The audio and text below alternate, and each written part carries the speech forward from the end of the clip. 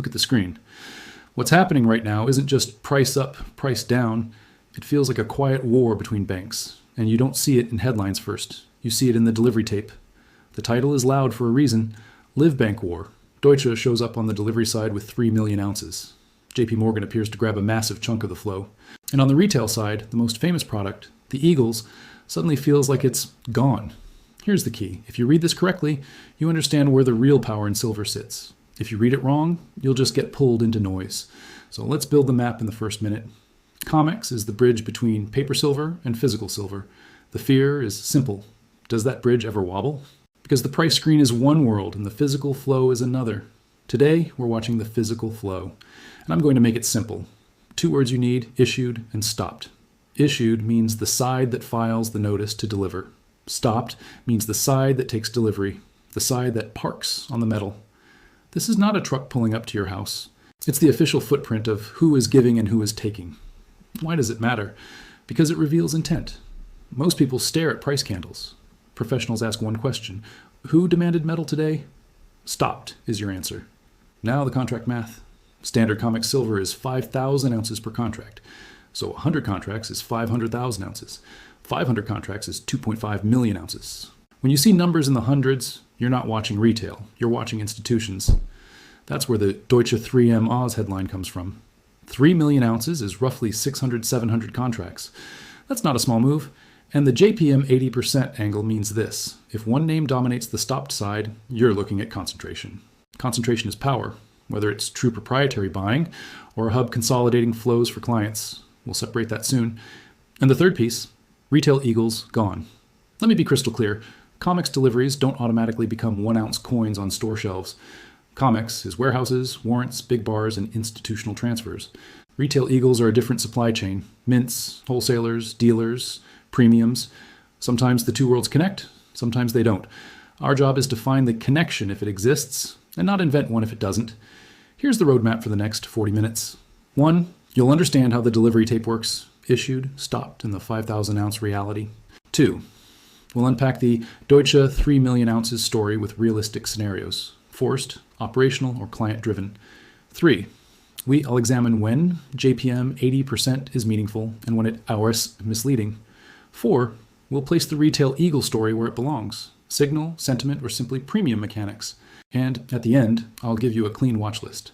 3 data points that tell you if this is real pressure or just noise. 1 final rule before we go deeper. Price tells you what the market says. Delivery tells you what the market does. Today, we're watching what they do. Now let's get concrete. The most dangerous thing in this space is this. People see one screenshot and write a movie around it. We're not doing that. We're learning the language first. Suppose you see 2,000 delivery notices in a day. That's 2,000 x 5,000, Rohr's 10,000 ounces. 10 million ounces moving through the delivery process is not nothing. But the meaning depends on the split. Who issued, who stopped, and how concentrated it is. If the same name repeatedly shows up on the stopped side, that's a physical take signal. If the same name repeatedly shows up on issued, that can look like delivery pressure. But there's an important nuance. Big banks can appear on both sides on the same day. That's not automatically a contradiction. These firms are not one person. They have client accounts, house accounts, clearing accounts. One unit may be delivering for a client while another is taking for another client. Or they're balancing risk across books. So when you see JPM both issued and stopped, the clean takeaway is they're in the center of the table. And whoever's in the center can influence the flow. Now the 80% phrase. If total stopped is 1,000 contracts and one name stops 800, that's 80% concentration. Concentration means control of the day's flow. But here's the trap. A single institution can also act as a consolidator. It may represent multiple end buyers. So 80% doesn't automatically mean JPM is hoarding. It means JPM is the hub, and being the hub matters. Now let's talk Deutsche, without jumping to conclusions. Deutsche forced to deliver is a hard phrase. Was it forced? One day cannot prove that. What we can say is, if Deutsche appears with a large issued number, that day's delivery obligation is associated with them on the tape. Why would that happen? 3 main reasons. 1, client-driven flow. Deutsche delivers on behalf of a client position. 2, position management. Deutsche uses the delivery process to close or roll exposure. 3, balance and liquidity. Deliveries can be part of a larger hedge or clearing process. And then the real question, where does the metal come from? In the COMEX world, ownership can change without a bar leaving the vault. Warrants move, titles move, sometimes bars physically move, sometimes they don't. But if delivery is happening at this scale, ownership is changing. Ownership change can be strategic, or it can be operational. We're trying to determine which. So here's the disciplined way to read this. Don't stare at a single day. Look at 3 days, look at 5 days. Do the same names keep stopping? Does total stopped remain elevated? Do other big players join? That's when the picture sharpens. And now a bridge to retail. People love to say, banks are taking metal, that's why retail eagles are gone. Sometimes that chain is real, sometimes it's pure confusion.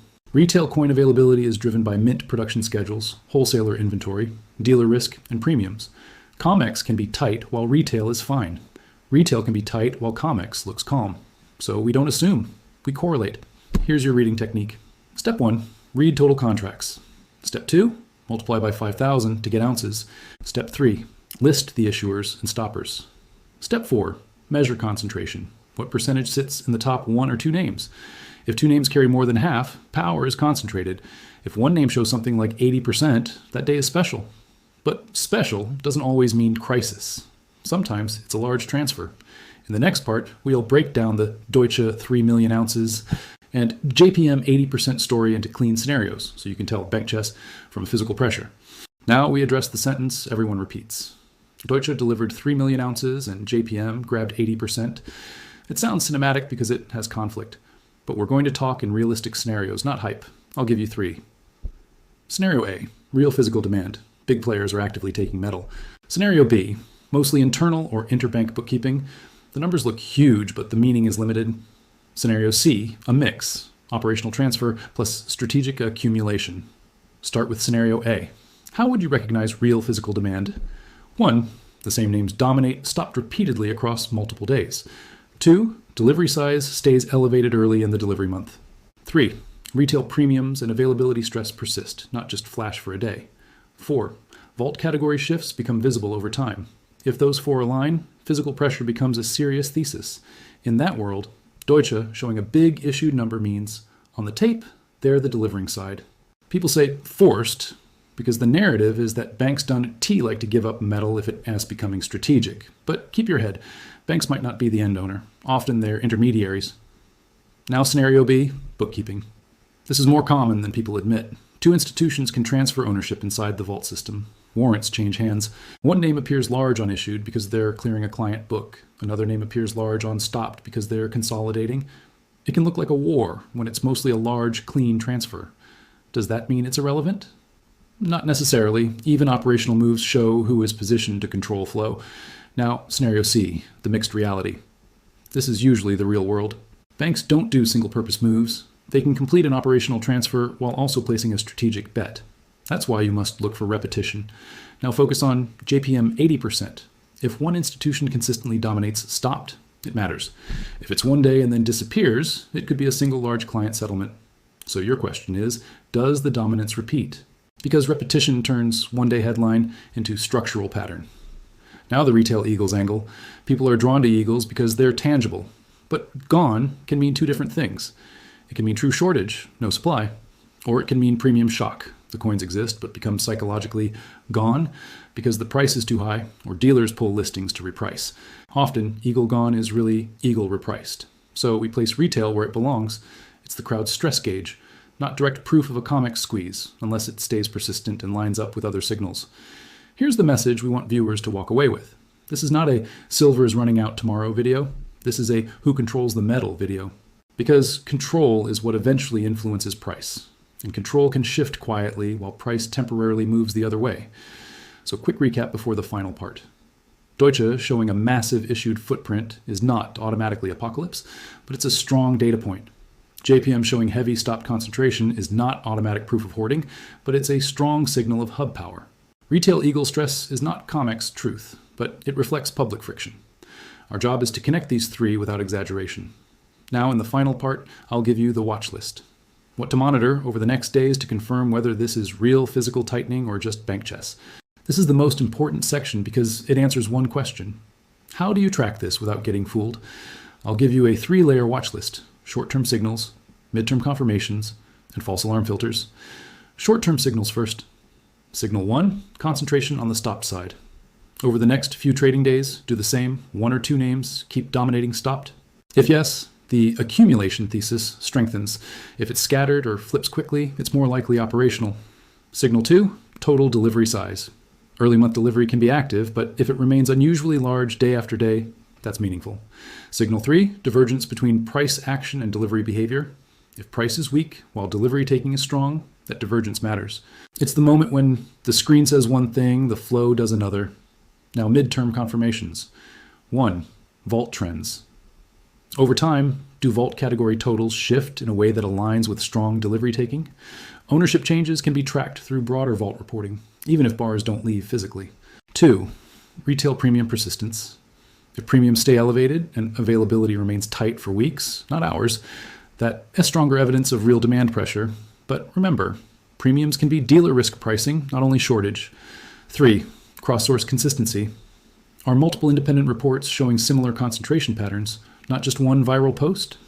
Consistency reduces misread risk. Now, false alarm filters. Filter 1, the one-day miracle. If a huge day is followed by normal days, it can be a single settlement or transfer. Filter 2, the one name equals one motive mistake. One institution appearing large doesn't prove a single strategic intent. Banks act for clients in multiple internal books. Filter 3, retail equals COMEX confusion. Retail stress can exist without COMEX stress and vice versa. We look for alignment, not assumption. Now we close the story with a clean narrative that doesn't overreach. Today, you saw 3 connected signals: a major delivering footprint associated with Deutsche, an extreme-looking concentration story tied to JPM, and a retail sentiment narrative around Eagles. When these line up, the market might be telling you something about control. But the disciplined approach is simple. Don't worship the headline, track the pattern. Here is the final echo line to burn into the viewer. S-memory. Price tells you what the market says, delivery tells you what the market does, and today, we watched what they do. If you want a practical challenge, here it is. Over the next 7 days, track who keeps stopping. If the same names keep taking delivery, this isn't just a headline, it's a signal. And that's how you stay ahead of the crowd, by watching the footprints, not the noise.